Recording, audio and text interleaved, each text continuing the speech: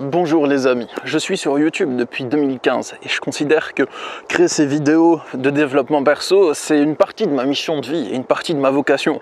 Et j'ai souvent bloqué sur des questions par rapport à ma mission de vie. Je me suis souvent demandé ce que c'était, j'ai souffert en la cherchant. Et récemment, j'ai eu une prise de conscience supplémentaire qui m'a aidé à avancer dans ma compréhension et dans ma réalisation de ma mission de vie. Aujourd'hui, je vous la partage et je pense que ça peut aussi vous ouvrir de nouveaux horizons, vous soulager d'un poids et vous aider vous-même à l'appliquer pour avancer dans la compréhension et la réalisation de votre mission de vie. Je suis Stan Carré, bienvenue sur Journal de bord, la chaîne de développement perso avancé. Et la meilleure manière d'écouter cette vidéo, c'est soit de vous poser devant et prendre des notes, soit de laisser la vidéo tourner comme d'habitude, pendant que vous faites une tâche du quotidien. C'est parti les amis, on y va.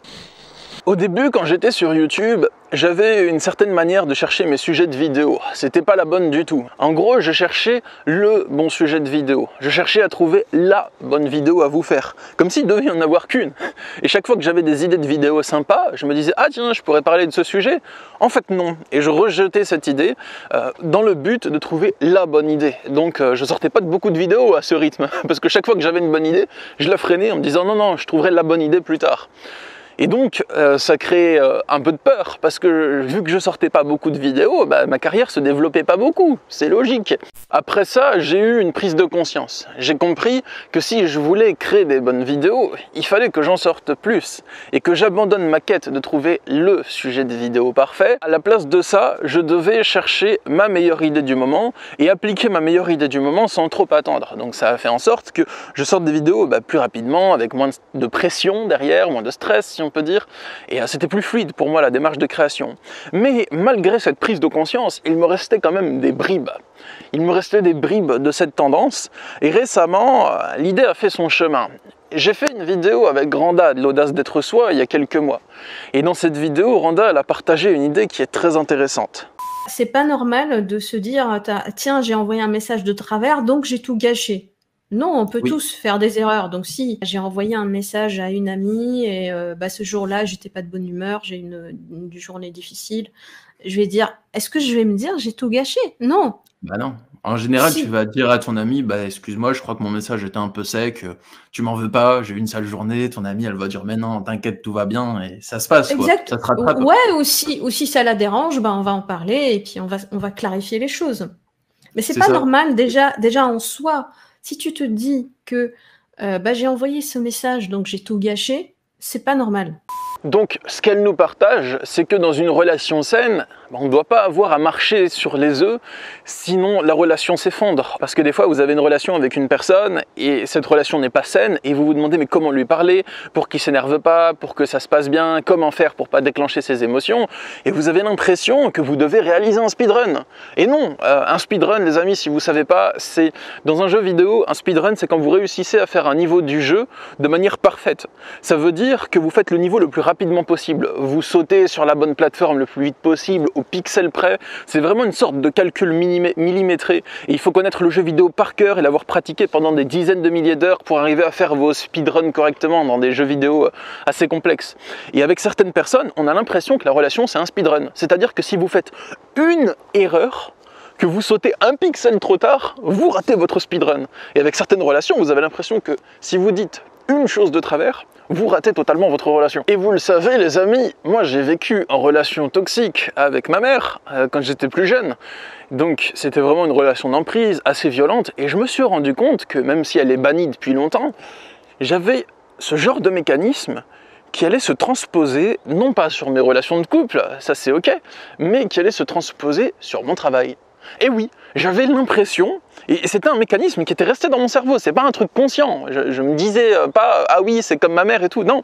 On dirait que cette relation, elle a créé ce mécanisme chez moi d'essayer de faire la chose parfaite pour que ma mère me casse pas la gueule le soir, et qu'elle parte pas, elle parte en live totalement, hein. C'est genre j'oubliais de faire une chose, je fermais pas la porte, je faisais pas une des nombreuses tâches qu'elle m'avait données, ça y est, je dormais dehors, elle me hurlait dessus toute la nuit, elle me frappait, elle me forçait à copier des lignes, elle me réveillait en me jetant des verres d'eau à la tronche quand je dormais sur ma feuille à 5 h du matin, enfin bref, ce genre de bail, vous voyez.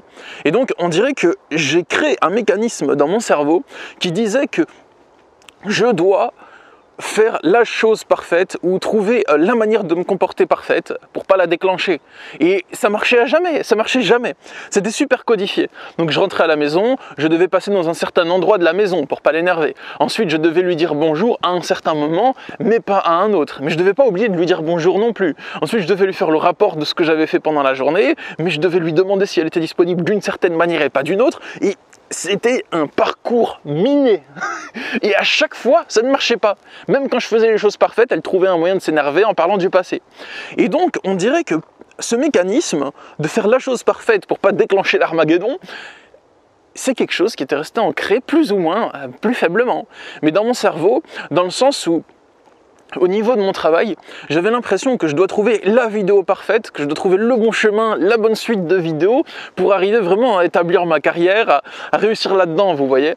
Et je sais que c'est pas vrai quand j'y réfléchis maintenant. Mais sur le moment, c'était une sorte de mécanisme inconscient qui conditionnait un peu mon esprit. Bon, ça m'empêchait pas de créer, ça m'empêchait pas de le faire. Mais je sentais toujours ce blocage, comme si ma démarche de création, elle était beaucoup moins fluide derrière. Et récemment, j'ai compris ça en fait. J'ai compris que si ton taf, il est fait pour toi. Si tu as une relation saine avec ton taf, en fait, tu as le droit de faire des erreurs. Ce qui va compter, c'est surtout ce que tu vas faire, toutes les actions sur le long terme, en fait. Donc voilà, c'est ça. C'est pas une erreur qui va faire en sorte que tout ton travail s'effondre, que la terre me renie, ou ce genre de choses. C'est les actions que je vais faire sur le long terme, en fait. Toutes les vidéos que je vais sortir sur plusieurs années, les livres que je vais créer sur plusieurs années. Et donc, j'ai le droit à l'erreur. J'ai le droit de faire une vidéo qui fait pas de vues. J'ai le droit de faire une vidéo qui est moins bien. Enfin, je pense pas qu'elle soit moins bien, mais une vidéo qui est peut-être un peu moins intéressante que les autres, même si je fais de mon mieux pour qu'elle soit très intéressante. Mais voilà, vous voyez ce que je veux dire. Et rien que ça, ça enlève une grosse pression. Et si j'ai l'impression que mon taf va me renier parce que j'ai fait une erreur, c'est soit que je me fais des idées, et j'ai qu'à faire des erreurs et je verrai que ça marche toujours, que ça fonctionne toujours. Après des années à essayer, je vois que ça marche toujours en fait. Donc c'est cool, je me mettais de la pression au début de ma carrière pour rien en fait. Ou bien c'est que mon patron est toxique. Bon là j'ai pas de patron, c'est moi mon patron. En mode le diable s'habille en Prada, voilà, vous faites une erreur, ça y est, c'est fini. J'avais vu une histoire sur Facebook, c'était un homme qui avait servi son roi pendant 10 ans, enfin c'est un peu une histoire avec une moralité quoi, je sais pas si c'est vrai. Il a servi son roi pendant 10 ans et un jour, il a exprimé son avis qui était contraire à celui du roi, où il a donné de mauvais conseils. Et ensuite, le roi, il a dit « tu vas être exécuté pour ça ». Le serviteur lui a répondu « mon roi, je t'ai servi pendant 10 ans. J'accepte ta sentence de m'exécuter, mais je te demande de m'accorder 10 jours de vie supplémentaires ». Le roi, il a dit « d'accord ». 10 jours plus tard, le serviteur allait donc être jeté au chien qui était entraîné pour tuer. Pendant ces 10 jours de délai, le serviteur est allé voir les gardes des chiens et il leur a demandé, pendant mes 10 jours de vie, est-ce que je peux m'occuper des chiens avec vous? Et pendant ces 10 jours, il a bichonné les chiens, il leur a fait des câlins, il a joué avec eux, il les a soignés. Et quand vient le jour de sa sentence, le roi le jette aux chiens. Et les chiens viennent lui faire des léchouilles et il ne le bouffe pas. Le roi ne comprend pas, il lui demande qu'est-ce qui se passe. Le serviteur a dit, mon roi, je t'ai servi pendant 10 ans et à cause d'une seule erreur, tu as décidé de me tuer. Mais ces chiens, je les ai servis pendant 10 jours, mais eux, ils ne m'oublieront jamais. Et je trouve que c'est une très belle histoire, les amis. Maintenant, les amis, je vais vous donner quelques conseils concernant votre mission de vie. Avant ça, je vous invite à vous abonner à cette chaîne, si ce n'est pas déjà fait, si vous me découvrez avec cette vidéo, en cliquant sur le bouton s'abonner et sur la petite cloche pour être notifié des prochaines vidéos. Alors, quand vous êtes dans cet état de pression, un peu comme celui que je me mettais, que ce soit pour une relation de couple, pour votre mission de vie, pour votre vocation professionnelle, pour vraiment la direction que vous voulez donner à votre vie, les conséquences du mauvais état d'esprit, entre guillemets, mauvais, c'est que vous allez vous mettre une pression de dingue pour trouver la bonne chose à faire et vous avez l'impression que si vous ne faites pas la bonne chose, il y a tout qui risque de s'effondrer. C'est pas forcément quelque chose que vous allez vous dire dans votre tête. Si vous en parlez avec quelqu'un, vous allez peut-être vous dire oui, mais je sais que tout va pas s'effondrer, mais c'est quelque chose que vous ressentez. Comme si une erreur, un échec égale échec total en fait. Aussi, vous avez de la souffrance à chaque échec. Vous avez le contraste entre chaque réussite vous donne une joie immense et chaque échec va vous donner le sentiment d'une descente aux enfers, remise en question, pensée obsessionnelle. Vous allez être beaucoup moins heureux en fait, mais vraiment beaucoup moins. Et pour trouver votre mission de vie, en fait je vais vous donner des conseils sur ce que je fais moi. Je vais vous expliquer comment moi je procède et comment moi je me positionne par rapport à tout l'aspect mission de vie. Et je pense que ça peut vous inspirer et que vous pouvez le décalquer un peu à votre cas personnel, on peut dire. Donc, dans un premier temps, j'avais une phase de recherche puis de tâtonnement. Donc, le métier de coaching en développement perso, c'est un truc qui m'a toujours attiré, mais même quand j'étais dedans, je me posais des questions. Et je me demandais, est-ce que c'est vraiment fait pour moi? Est-ce que c'est vraiment ça ma mission de vie? Enfin voilà, j'avais des doutes. Et je pense que ça venait peut-être d'une manière de faire mon travail. Désolé pour le bruit des petits oiseaux, hein. Voilà, pour certains ça peut plaire, pour d'autres ça peut déranger, mais bon, je suis dans la nature. Et du coup, il y avait une phase où je me demandais si mon travail il était fait pour moi.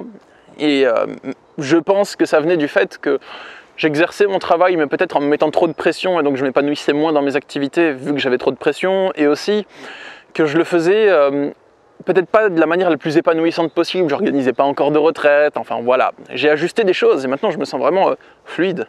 Je sens que je suis vraiment sur ma lancée, sur ma voie. Actuellement, c'est vraiment le sentiment que j'ai. Que les portes sont ouvertes, que je suis centré par rapport à mon énergie, que je follow le flow. Voilà. Ensuite, j'ai aussi travaillé sur 3 axes et c'est ce sur quoi je travaille dans chaque vidéo ou dans chaque création que je fais. Le premier axe, c'est de mettre du cœur et de l'authenticité dans ce que je fais. Je vais faire les choses avec le cœur et avec authenticité.